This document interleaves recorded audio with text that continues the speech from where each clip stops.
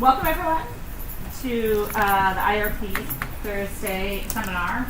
Today we have a talk by one of our new affiliates, which is always one of my favorite kind of talks to hear because we get to know about the work of interesting colleagues on campus that we haven't had the chance to hear about before. Also want to plug our talk next week is Jamila Michener, who's a political scientist at Cornell, looking at issues of inclusion and democracy. So her title is Poverty, Power, and Civil Legal Justice. To be a great talk. So I will turn it over to Jirs Meuris and let him take it away. Thanks, Jirs. All right. Hello, everyone. I always feel like the lunch hour is the hardest one because either people are trying to get to lunch or have just eaten lunch. And so neither one is a good thing. But I'll try to keep you entertained for the next hour and 15 minutes. So my name is Jirs. I am a second-year assistant professor of management and human resources at the business school here. And today I'd like to present a project that started in 2015, lasted about 2-3 years, and we're currently in the long and arduous process of trying to get this published. And in this project, we look at text messaging intervention, particularly focused on trying to reduce college students' financial worries, and hopefully have some positive impact on their academic performance. This is a project that's jointly done with Kate Lamberton, who is at the Wharton School at the University of Pennsylvania, as well as Kara Liana, who's at the University of Pittsburgh. So, just as a brief introduction to kind of the research that I do, because you might be asking why is someone in the business school looking at a text messaging intervention on college students, most of my work looks at this reciprocal relationship between work and organizations on one end and then economic inequality on the other, right? And that work and employment and organizations promote economic inequality in a couple of different ways. And that economic inequality affects them kind of reciprocally in a lot of other different ways as well. And so my main published research has been on personal finances and work, particularly looking at the link between financial worry and job performance. I've done several studies with different populations showing this relationship, and this study kind of falls within that, looking at a different population and maybe trying to figure out what can we do about this. Some of my other work is with law enforcement agencies, looking at how different work practices or different characteristics of law enforcement agencies actually affect consequential outcomes like arrest rates or racial disparities. Two projects I have, one looks at work hour restrictions and the other looks at increasing diversity of departments and what does that do for racial bias. I have a project also in inequality in medicine, looking at gender segregation in medicine. So why do women, or why are women overrepresented in low status, low paying specialties? And some other work also looks at compensation and inequality, particularly with gig workers. So what we're trying to look at is that it's not just how much you make, but also the fluctuations within your income that really matter for your outcomes, as well as the outcomes for the people that employ you. So this particular project was motivated by my earlier work in this domain, but also by the idea that college is really, really expensive, and I hope I don't have to convince you of that. But just in case, if you look at tuition fees, room and board, we find that those have increased quite a bit over the past 30 years. And it's not just tuition fees, room and board, but it's also other costs, right? So books and supplies and just other expenses of being in college, like your friends want to go out to eat. Are you going to go along with them? Well, that costs money, right?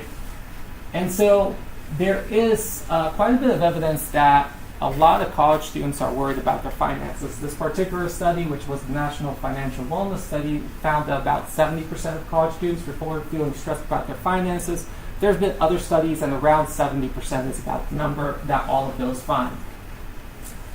And part of this is because the increased cost of college attendance increases the likelihood of carrying debt in your post-college life, but it's also a source of present concern. So 60% report being worried about just having enough to pay for college right now. Students' total budget exceeds their financial aid by about $12,000 at public institutions, about $90,500 at private institutions. And because of that, many students report struggling to meet their basic financial needs, even though they receive financial aid. So the question then becomes is, what does that do? How does that impact educational outcomes? Now, there's some evidence that students who are worried about their finances are more likely to drop out. But it's also possible, and there's some emerging evidence that it can also affect their academic performance. And some of the work I've done in the past has looked at this relationship. And the way I like to think about the relationship between financial worry and academic performance is the idea that financial worry kind of acts like a backpack that people put on as they go throughout their day, right? So if you remember when you went back to school, you might have had a big backpack with a lot of books. You might still have that. I went to school in Europe, so we didn't have lockers, so we really had to carry that with us all the time. And financial worry, in a sense, is kind of the same thing. We carry our financial worry with us throughout our day. We don't take that off when we go to work. We don't take that off when we go into the classroom. Instead, it tends to weigh on our shoulders throughout the day and may distract us from whatever else we have going on. In terms of academic literature, there's some work that would support this idea or this metaphor. It starts with some of the research on perceived scarcity, which you might be familiar with, and this research found that when people perceive scarcity, it focuses their attention upon it, and this has an adaptive function, right? So that because we focus on it, we're able to avert any harm that may come to us, but it also decreases available cognitive resources for other concerns. So he said we'd take questions throughout. I have a question. Yes, please. I will model asking a question. Could you define worry for me? Right? So there's this, like, I'm very familiar with Elder and his work on scarcity, but he doesn't frame it in terms of worry, right? And so I'm wondering, he just talks about cognitive resources and load, right? And so I'm curious about how you're defining worry and how that fits into the broader that literature. So that literature, you're right, it's primarily objective, especially when they do the experiments, right? It's low income, high income, kind of how they do it. Worry is more, as I have used it, it's more psychological, right? So in a lot of the studies that I've done looking at financial worry, and I've developed a survey scale that measures that, the relationship or the correlation with income is about 0.2, 0.25. Which is pretty low. I mean, obviously you'd expect as people have more income, less likely to be worried, but they're not exactly the same. So I think, their literature was a starting point, but and I'll show some of the work that I've done on this, is that worry is psychological and it's subjective, right? Which is worrisome. Yeah, it's worrisome. It is worrisome. And even as I go through the presentation, the line throughout will be that just giving people more financial aid is not going to get rid of worries. Yeah. That would be the implication. And then I'll stop interrupting, I promise. But do you have so financial worry is, could you just finish, what's the definition?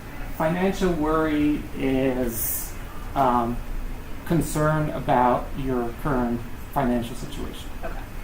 Thanks. Please. You're taking questions. Could you go back? There we go. Now we got it going. How far back? When you had the numbers right there. You just went by. Okay.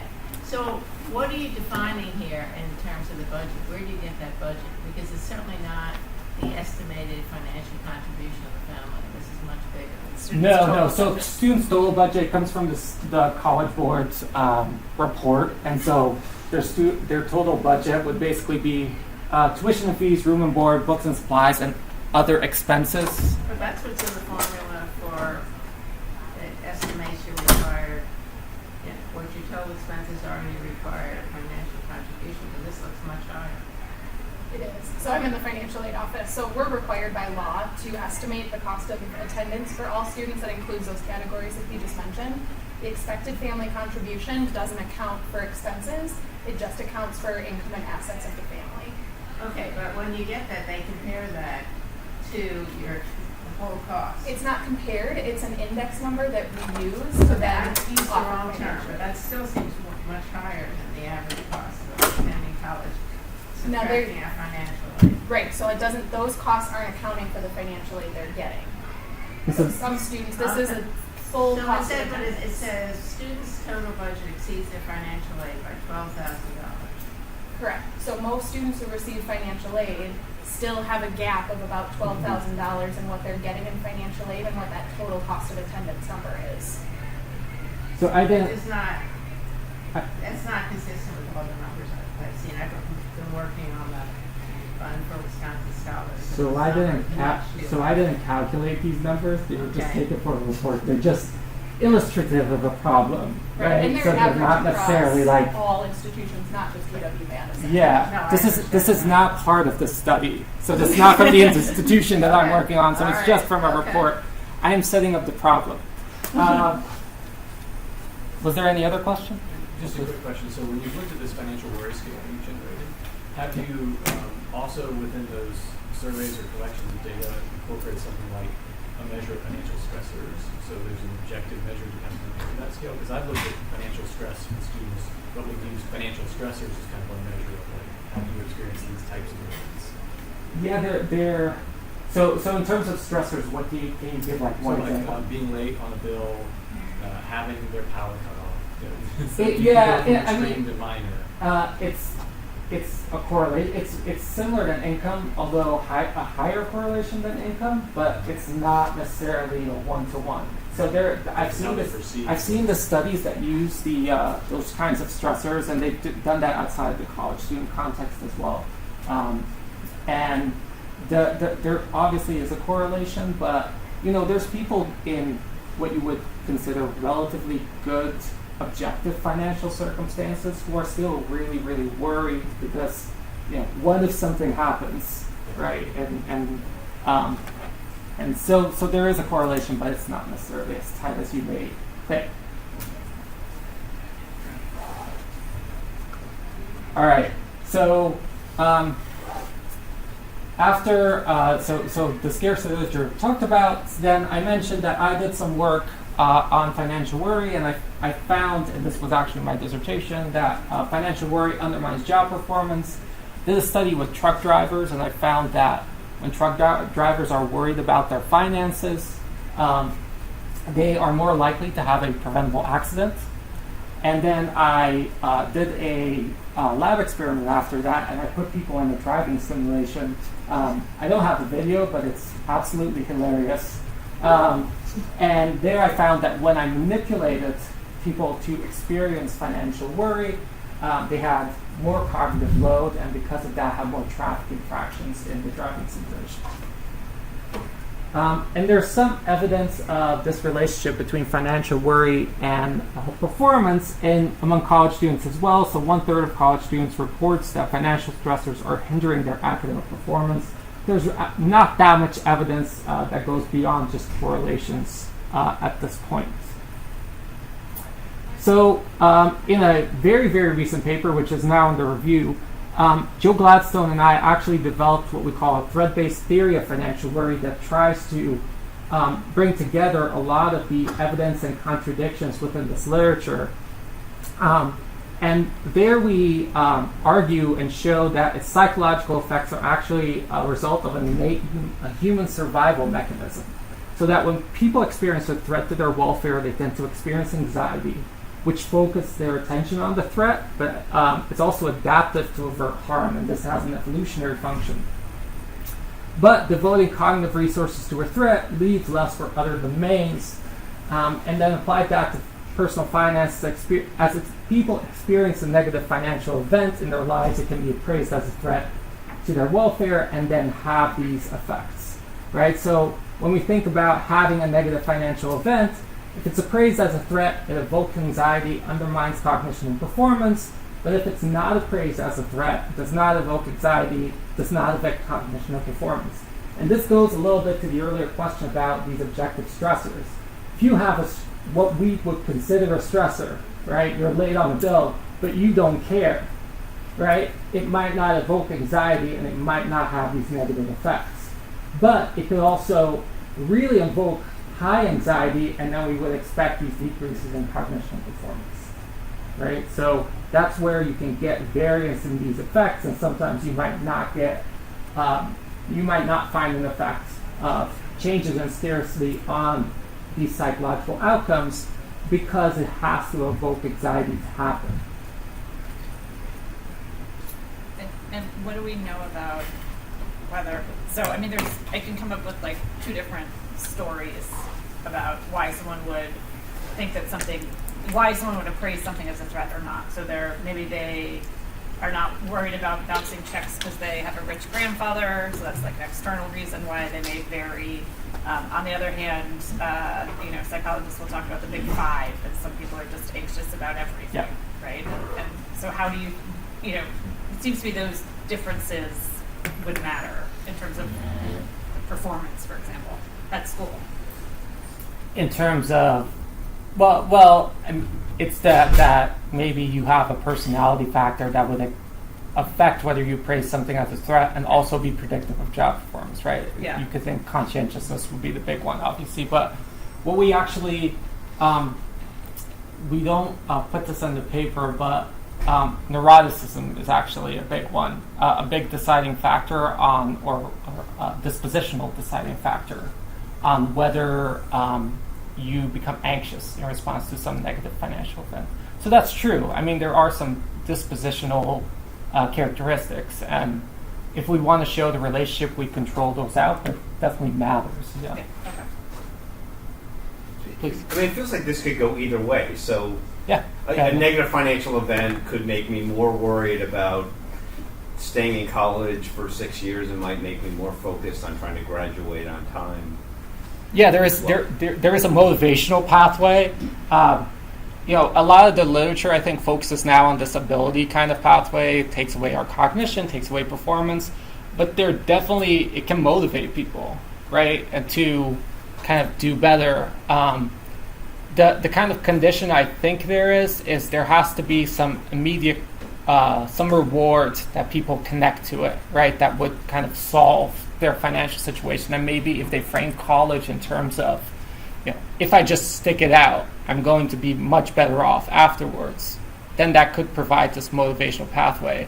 But if they frame college in terms of, I'm going to be in so much debt after this, then that might not be very motivational, right? So there might be some opportunity for how people frame college in terms of changing this. Yeah, please.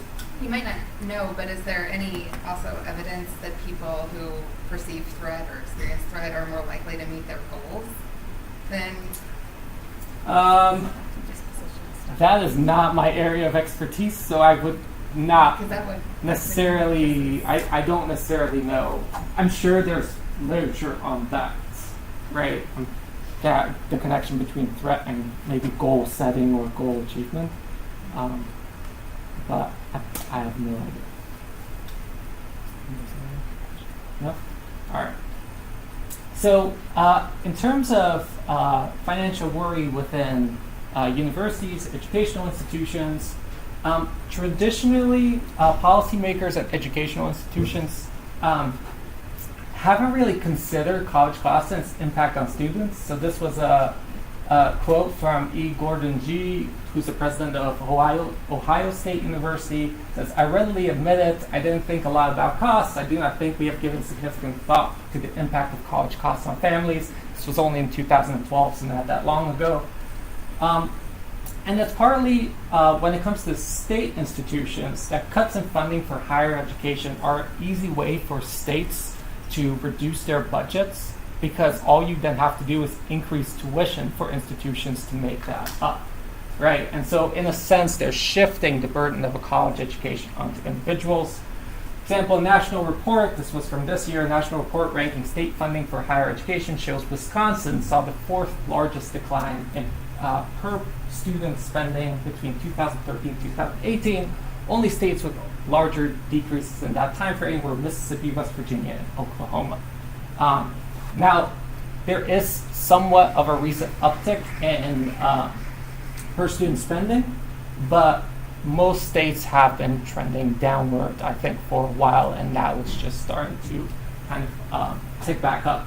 And part of that is because there's become more attuned to kind of the extent of financial worry among college students, as well as its potential implications. So as in his final State of the Union address, President Obama explained, "We have to make college affordable for every American because no hardworking student should be stuck in the red." And some states have introduced legislation to make public education more affordable through increased financial aid, with other states probably or likely to join in the future. But what we argue here is that despite the popularity of these financial aid initiatives, addressing financial worry among college student populations may require other interventions. One reason is that large-scale efforts to reduce the cost of college are really expensive, and there's probably a very long road to getting there. And the second is that because financial worry in college is not only driven by tuition, but also by ancillary costs, as I talked about in the beginning of the presentation, that little green bar that says other expenses or books and supplies, there's a need to go beyond just the affordability of tuition and to think about, are there other interventions that we can implement to try to reduce financial worry among college students? So we tried to develop one supplemental intervention using text messages to reduce this financial worry. So a common approach to reducing financial worry across different populations is through information-focused initiatives. So the assumption is that to the extent that we tell people what resources there are, how to better manage their finances, that they're just going to be better off and less worried about it. But so in terms of college students, this might connect them to scholarship funds, food banks, discount programs, financial counseling, financial literacy. Most universities tend to have these kinds of resources on campus. But even when students are provided with just information about financial resources, they may not take advantage of it because there's a huge stigma attached to being worried about your finances or having financial problems. And as a result, these possible sources of support may be rejected. But there's recent research that suggests that we can normalize stigmatized experiences in ways that lead to kind of these positive long-term outcomes. For example, there's been some work on social belongingness where we can have a social belongingness intervention and through that increase GPA. And we think in the same way we can try to reduce the stigma of financial worry to supplement the information that we can provide to students. Is it the stigma of social or of worry, or is it the stigma of need? I think it's a stigma of need, right? And I think also that when you're worried about your finances, you're probably more kind of attuned to that stigma, right? As that threat focuses you on further threat. So it's basically that I don't want to be seen as the person who's needy around here. You're right. So we use text messages as a communication medium in this study because prior work in education has shown that it could be effective in motivating behavior in this population. I've tried to use text messages with other populations and it hasn't worked before, but it's gone very, very poorly. But with students, there is some indication that text messages can be effective. And so we had three conditions in our study. The first is a control condition where students receive nothing. The second is an information-only condition where students received 18 messages over the course of the semester with information about resources available on campus, right? So when I talked about the common assumption that if we can just provide people resources, they're going to be better off. And the second is an information and normalization condition, where students receive the exact same information about resources, but we tried to alter the language a little bit, and I'll show you some example text messages to reduce the stigma that may be associated with having financial problems. So in terms of the design, go ahead. It's not obvious whether this reduces or increases. I mean, if I'm worried about my finances, then it's going to be useful. But if I put this on a side and try to focus on my studies, and in the middle of study for my midterm, I get a text reminding me of my financial worries, it might go the other way. Yeah, that was definitely one of our concerns at the beginning of the study. There's a reason there's also not just a normalization condition in there, because we thought that would even make those concerns worse, because here you're telling me other students are also worried about my finances but giving me no indication of anything to do about it, right? And so we definitely didn't want to send text messages with no useful information, just, hey, think about your finances, right? So yeah, I definitely agree that was a concern in the beginning, and so we tried to take out the condition where that probably would be most likely, but we were trying to see when, and it's also partly why there's about 18 messages, which was about 1 to 2 per week, so we weren't trying to overwhelm them either. It sounds like a lot, but students don't get that many text messages from the university, right? So it's not being crowded out, or it's not anything like that. So 18 seemed like the magic number between too little that had no effect, or too many where it was just going overboard. Oh, please. Maybe you're going to get into this later, but I just had a couple of questions about, first, is this like an opt-in thing, or are all students in the university subjected to it? Well, it's so when you send text messages, the IRB will force you to have it be an opt-in. But we kind of got around that because we did a semester intake survey. Basically, we got on the university's intake survey, and to participate in the survey, they had to complete the consent form, which included that we could send them messages. So, in a sense, yes, it is opt-in. Okay. And then also, do they know they're in an experiment or not? They know they're in a pilot program, right? So that they know we're testing something out along with the university. They don't know necessarily that there's different conditions to it. Okay. Yeah.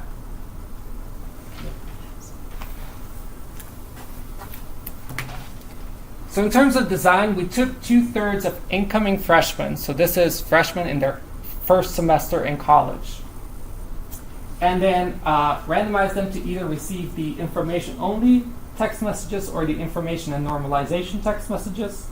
And then we looked at the change in their financial worry over the course of the semester, as well as the downstream consequences for their GPA. And then the final 1/3 of incoming freshmen, we did absolutely nothing to, and then we looked at their change in financial worry as well as their semester GPA. So the first stage is a pre-semester survey, and this is where we got consent to send them text messages.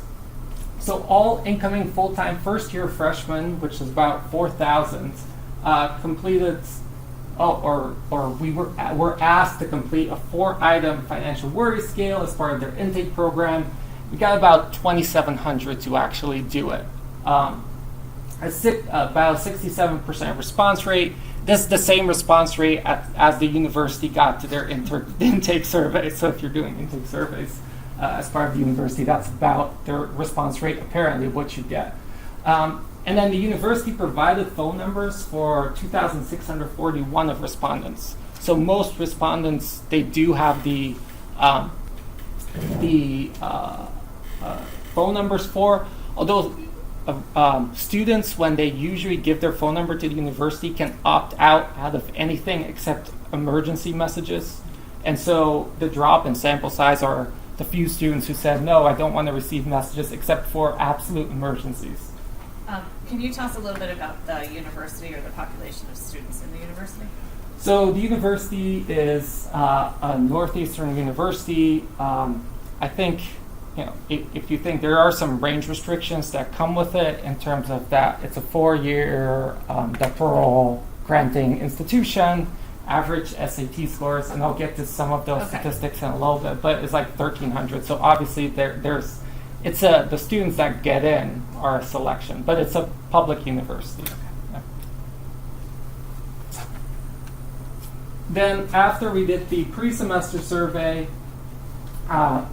we randomized to the 3 conditions, and then throughout the semester, 255 elected to stop messaging. So when you do text messages, you always are required to have an opt-out option, right? Is where students can send back stop, and then you have to stop sending them messages. And about 255 sent stop back, and the system basically automatically stops sending them messages. In terms of the text messages, these are some examples. So in the information only, want to know more about student discounts around the city, check out this map there was this university club focused on finding cheap deals around the university, and then it had a link with it. Normalization conditions, same information. Check out this map created by your fellow university students who managed to make do with less, and then the same link. So it's this kind of attempt to make it seem like their financial worries or their financial needs is not abnormal. Another message: it's possible to qualify for extra financial help. Head over to this link to browse scholarships. And then in the normalization condition, head over to link to join the many university students who have received financial help through these scholarships. Right? So just small manipulations in the text to try to make students feel like their financial problems that they may have are not abnormal. Then after receiving these 18 messages, or if you're in the control group, receiving absolutely nothing, we did an end of semester survey. So this was a follow-up survey with those remaining in the experiment. 743 of these students responded to the survey. But there was no significant difference in response rate across conditions. And then we were able to also take these responses from the intake survey, as well as from this end of semester survey, and link it to students' full records at the university. In terms of our sample, here's some characteristics. There's no differences across all the conditions. In terms of comparison with the full freshman population, because there is some drop-off kind of at every stage, there's no difference on anything except gender. So our sample that we're using for analysis is slightly more, has a slightly higher representation of females than the total freshman population. Questions? What is scholarship, what does the 11,000 represent? So that's how much in scholarships, non-repayable scholarship and grants they received. On average? On average standard deviation. So there's some that basically get their full tuition. Yeah. And how much is tuition? How much is tuition at the university? Yeah. I don't know off the top of my head. Okay. Yeah. So, Mr. Cantor, you're asking what's the overall discount rate this university has? In other words, how normally they have a sticker price and then they have an effective price. And what the overall discount is the correspondence? No, I don't know what their actual. I don't know what the price is that students actually pay. Yeah. Did you have any way of knowing whether they clicked the links? Yes. So in terms of click-throughs, we saw no difference between the information only and the normalization condition. And the reason why will become apparent when we actually look at variance in the effects. So I'll come back to that in a second. Yeah. But obviously we would expect that there be differences with the control condition, but because we can't track links in the control condition, we don't necessarily know. But we know between two text messaging conditions there wasn't. So in terms of the average results, what we found is that in terms of changes in financial worry, we found that students in the control condition increased in financial worry across their first semester quite substantially by about 5%. And this is partly because we think that when students usually are sold on college, they're given a certain price or how much it's going to cost, and then when they get there, they realize that there's a lot more expenses involved as they move throughout the semester. So what we see is kind of on average and across the board an increase in financial worry over the first semester. But what we do find is that students who receive the normalization text messages on average reduced in financial worry across the semester. And I'll show this in a second more graphically. And then we also find that changes in financial worry are linked to semester GPA. So how that looks graphically is that looking at pre-semester financial worry, we find no differences across the three conditions, right? So basically our randomization worked. But when we look at the end of the semester, we find that students in the control group, as I mentioned, increased quite substantially in financial worry from pre-semester to end of semester. Students in the information-only condition increased, but not as much as the control condition. And then students in the normalization condition slightly decreased in financial So worry. what, I don't know any method. So what is the standard deviation of the self-reported? I mean, how do we judge what a big number is? How do you judge what a big number is? Yeah, I don't know. So these are the standard errors. So what's the standard deviation in the? On what's the Yeah. financial worry? Yeah, what's Yeah. the Here. scale? This would be for the pre-semester, post-semester is about the same, right? So it's 1.44. So I mean the effect is not huge. I'm not gonna make out that all of a sudden we solve financial worry and in among students. You said it was a big effect, and I just wanted to understand how big. So the effect isn't huge in any way, because you can see here that 3.5, 3.55, 3.6. I mean, the scale is on a 1 to 5 scale, and the standard deviation about 1.44. So we're not even shifting one standard deviation, right, or even Okay. half of a standard deviation. Yeah. Did you have a question? Yeah, I did. So the information is neither different from the control nor the Yeah. normalization? Yeah, so there's no difference between the information normalization, and I'll look at some heterogeneity in effects and that'll become clear why. But there is a difference between the normalization and the control. But information and control, there's no difference. Okay. Then after looking at the average results, we looked at the impact of expected family contribution. So we mentioned expected family contribution earlier. So this is basically FAFSA's calculation of how much your family could potentially contribute to your higher education. And what we found is that for both the information-only condition as well as the normalization condition, expected family contribution explained variance in the effect. And then changes in financial worry, again, in this model were linked to GPA. So what we find is when we look at the indirect effects is that for both the information as well as the normalization condition, for students who had low expected family contributions, assignment to these two conditions improved GPA because of the effect on changes in financial worry, but it didn't have any effect at high expected family contribution. So I'm going to skip this, and this is more clear.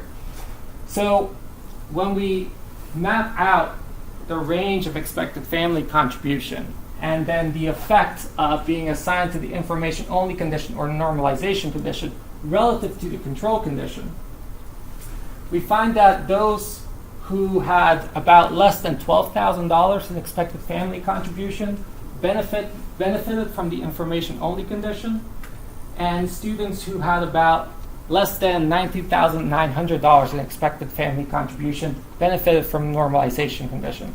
So the reason that we find the average effect of normalization is that the normalization text messages seem to have a slightly broader effect for students with slightly higher expected family contributions, but the information-only condition or text messages did have an effect for most of these same students as well. Please. Your school fixed effect, that's like what, like school within the university? Yeah. Like yeah. LNS or? It's the same idea. So it's arts and sciences, engineering, business, nursing. So we just compare students within the same school. Yeah. These all show linear relationships. Have you tried playing around with, looking for various thresholds or? Yeah. So I haven't found any. There's not I thought there would be a nonlinear effect, but there's not. Or we don't really see thresholds or anything like that. For now, from what we've tried, is that the linear interaction kind of works the best. But I'm open to any other possibilities. Is there a difference in the costs or the tuition costs in particular by in-state versus out-of-state, even though this is a public institution? So there are differences in costs. If we control for residence status, for example, the results stay the same. So what we find is that state residents actually tend to have more financial worry, even though their tuition costs are lower. But it's just because the selection into getting into the university or the pathway into getting into university is slightly easier for in-state students compared to out-of-state. Other questions?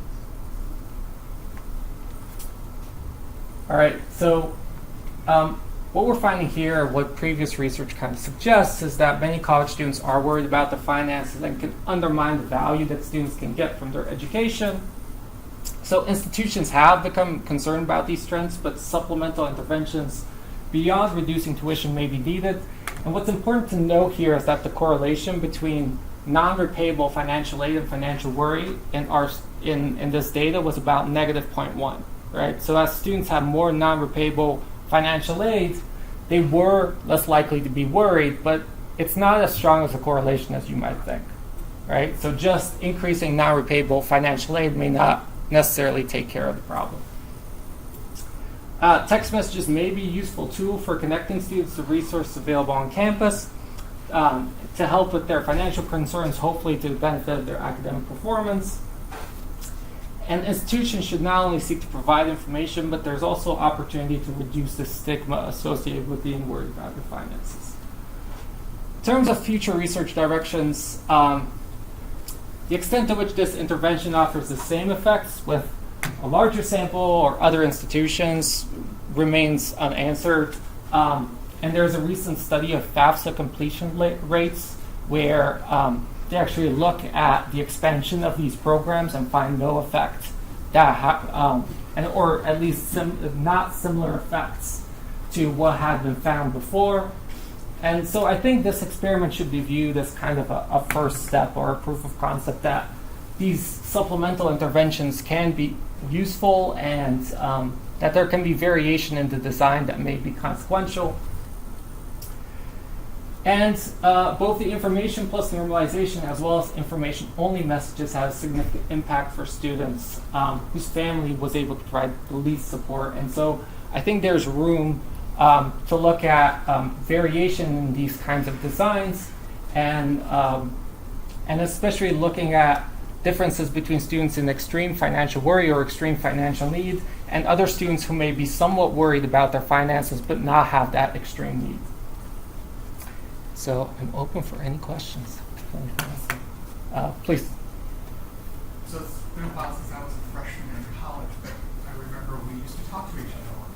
I assume, there's probably a possibility of contamination. Yeah, it's possible. It's not necessarily that we can stop freshmen from talking to each other or showing, hey, I've got this text message what about you, right? And then someone in the control condition might say, well, I have no text messages. So there is definitely the possibility of contamination. But there was also no way for us to prevent that from happening. Yeah. So I'm curious, I realize that a big component of your analysis was, again, the psychological aspect of worry, right? And you mentioned that you could control whether links were kind of followed up on. Yeah. Did you have any follow-up survey questions that asked did they utilize any of the services? So were the students getting text messages actually going out and taking part in some of the services that were being offered? And that might have, again, had an additional impact. Yeah, so we had questions on the end of semester survey asking for that. The data wasn't great on it in terms of we had a lot of students that said they did nothing, which we don't really believe them. And then the university wasn't necessarily inclined to help us link it to objective kind of usage data. Why don't you believe them? Well, it's because if you're asking, did you participate in any of these kind of free social events with your friends? And if most students say absolutely not, but that a lot of students attended those kinds of events. It just seems like there's What type of underreporting. What kind of events? The events that the university puts on that are free, for example, or did you visit the financial aid office? That we know a lot more students visit the financial aid office that were getting reported on the survey. So we think that there's underreporting of things where students don't remember that they went to financial aid or something like that, where we didn't feel like there was a link we could make even if we did find anything. Yeah, it might also be a selected sample into who filled out the Yeah, and I think that's the biggest concern of this study, is that there is such a huge drop off with getting that end of semester survey that there could be just selection in who we're getting, right? And that the students who are utilizing all this stuff, we're just not getting to fill in the survey. Yeah. It's me. Go ahead. So I'm not sure how to think about the treatment here. I mean, you're selling it as this, you're worried about financial worry and that you're helping people with the worry, but it feels like you could have presented the same experiment and the same results and say students aren't aware of the financial resources that are available on campus by providing information so they're able to get the resources, we're able to lower their stress levels about finance. I mean, yeah, in a sense that is kind of the way to address worry, right? I mean, it's kind of framing it in terms of worry versus what happens when we provide resources. I mean, it's a way to address worry if there are resources that they're not available that they can go get available. If they already knew about any of it, all of it anyway, or if they turned out not to be useful at all, then it wouldn't really. Yeah, I mean, there's an assumption that, and I guess that's the benefit of using freshman students who just came in, right? Is that they're very unlikely to know about any resources that are available. Right. Is this the same with fourth year students who, I know there's a financial aid office, I already know all of this. I don't know if you get the same effects. Yeah. I was wondering if you could talk about, so I'm thinking about your decision to use the control group as receiving no text messages at all, but you could imagine that just the fact of receiving a text message from the university makes you feel more connected to the student body, looked out for, like somehow less isolated as a freshman. So did you consider using a control group that got like a benign text message that was unrelated to financial aid? So we couldn't because we had to get special permission just to send the messages we wanted to, and they were allowing us because they were starting to get concerned about financial worry, and so if we, sent these text messages that they would allow us to use the system. I think if we tried to send messages that had nothing to do with that, I don't know if the administrators would have gone for it, but we didn't consider that, and that's a good point. Yeah. So Steve's point reminded me of me being as a college student, which was a shorter period of time ago, and I had financial worry as well, but probably like the thing that helped me most was not a hypothetical text message, it was being with friends. So I was wondering, like, before you even you and your colleagues designed this study, did you have like, an opportunity to like, interview these students and see it's like, do you have financial worry? What do you do to like, allay that fear? Because I don't know, this would seem like a pretty small. I would think that social isolation would be a far more impactful. I'll stop my comment. I think that perhaps friendship, social connection would better allay these worries than a text message, and perhaps you could gain that insight from some students. So so there is a correlation between financial worry and kind of social isolation and social exclusion, kind of what you want. So in terms of alleviating, maybe the social kind of exclusion piece of it, we do find, I believe, even though it wasn't the focus of this study, we do find some lower social isolation, I think social exclusion that we use because of reductions in financial worry.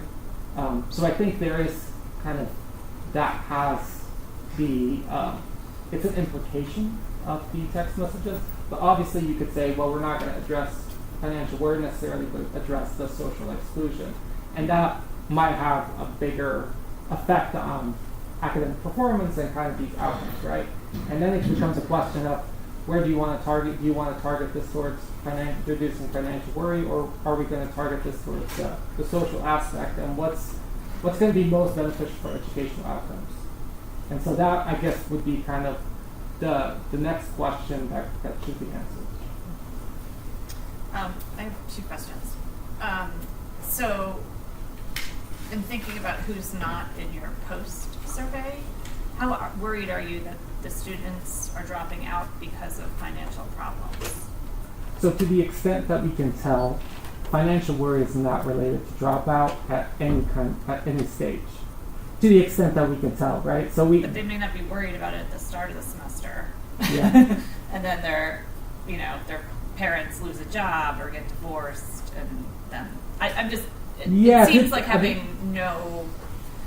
I mean, we couldn't know because we would have to have them fill a survey to know that, right? Yeah. And so, I mean, there is an attrition concern here, and particularly because we're looking at psychological variables that we need to have them fill in a survey to know whether or not we know that there's no difference in pre-semester financial aid or any kind of other thing we have archivally on these people. Right. Well, right. So you'd expect the control group is. Yeah, I mean, really the thing your is best. that because it's randomized, we would expect, Right. on average, students have the same experiences Right. across three groups, right? Yeah. I have another question, or maybe not a question, but so what were the main effects on grades of treatment group? I saw the mediation, but I don't think I saw the main effects. So there were no. So let me go back. I'll just go back to the. Yeah. Sure. We could do this. As you see, there's basically no main effect of the. But that's with the mediator in. If you Yeah. took out the. Even if you took out the mediator, I mean they're insignificant regardless of whether you have the mediator in there or not. Okay. So it's only basically if you reduce in financial worry that you benefit in academic performance. If there's no kind of change in your financial worry, you're not going to benefit in academic. But even if you do change your financial worry, being in these, I mean, I guess what I'm saying is that, so it didn't reduce worry enough to also increase GPA. Yeah, I mean the effect on GPA is, it's there, but it's like 0.02 GPA points, right? It's not So I guess what I'm just asking is, when you don't have the mediator in there. The condition assignment in itself does not Right. have a main So factor. this treatment has no impact on GPA though? No, Okay. outside of changing financial worry. But it doesn't, no, but I guess what I'm arguing with that, you can't say that if it doesn't have an impact.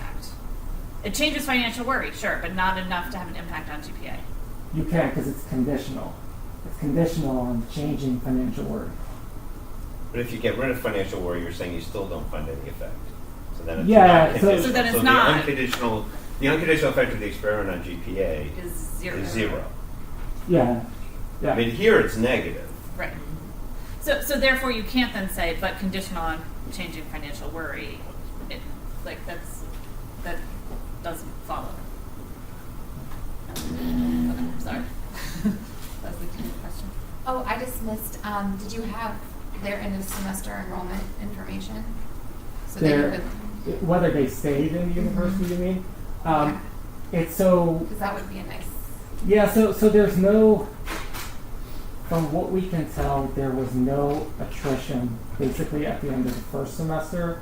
From what I understand is that it's like after the first year that you They get don't- some drop off, but even then, it's not enough to actually do any kind of analytics. You need the full 4 years to have enough drop off to actually try to look at anything, right?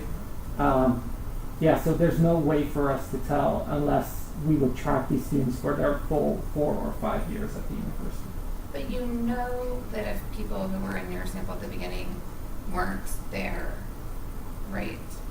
Yeah, Yeah, he's just saying that the point at It's which just people so drop small. out. it's not it's that- so it's small. not- yeah. Yeah. It's so small, right? And so every year you might have, you know, a couple of percentage people fall out, but you would need enough of that to actually try to.